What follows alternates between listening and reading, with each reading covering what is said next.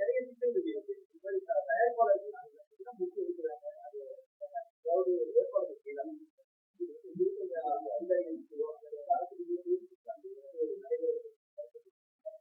தனியை குழு வந்து சென்ட்ரல் கவர்மெண்டோடது. ஒரு 15 நாள் முன்னாடிக்குள்ள ஒரு சில ரெப்ரசன்டேஷன், ஏன்னா அவங்க வந்து நிறைய சிஸ்டம் மாத்திட்டே இருக்கிறாங்க.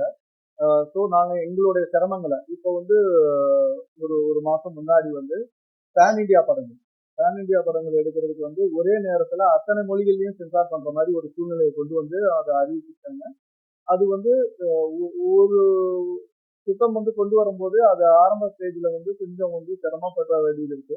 ஏன்னா இதனால எங்களுக்கு தயாரிப்பாளர்களுக்கு என்ன பிரச்சனை, இது வந்து தயாரிப்பாளர்கள் மட்டும் கிடையாது, இயக்குநர்கள் வந்து அந்த நேர சூழ்நிலையை கருதி அவங்க சீக்கிரம் முடிக்கணும். ஏன்னா கடைசி நேரத்துல சென்சாரை பண்ணிட்டு எல்லாருடைய ப்ரெஷர் இருக்குது. ஏன்னா இன்னைக்கு வந்து புக்கிங் வந்து ஒரு வாரம் முன்னாடி ஓபன் பண்ண வேண்டியது இருக்கு.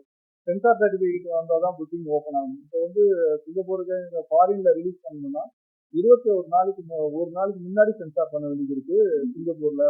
ஒரு கண்ட்ரிக்கு ஒரு சட்டத்திட்டங்கள்.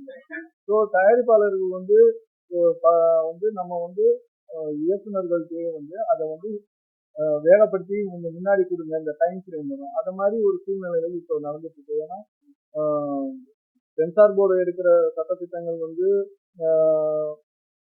இன்னைக்கு சமுதாயத்தை எந்த அளவுக்கு பாதிக்கும் எல்லாத்தையும் பார்த்து தான் அவங்க அந்த சர்டிபிகேட் கொடுக்குறாங்க. அது இல்லாத பட்சத்தில் அதை ஹோல்ட் பண்றாங்க. அது ஏதாவது பிரச்சனைக்குள்ள படங்களா இருந்தா ஹோல்ட் பண்றாங்க. அது வந்து அது 100% வந்து தயாரிப்பாளருக்கு பெரிய பாதிப்பு இருக்கு.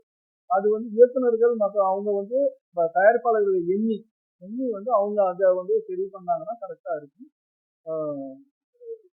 2 படங்கள்ல வந்து ஒரு படம் கோர்ட்ல இருக்கு, இன்னொன்னு வந்து முடிஞ்சதாக கேள்விப்பட்டோம். அது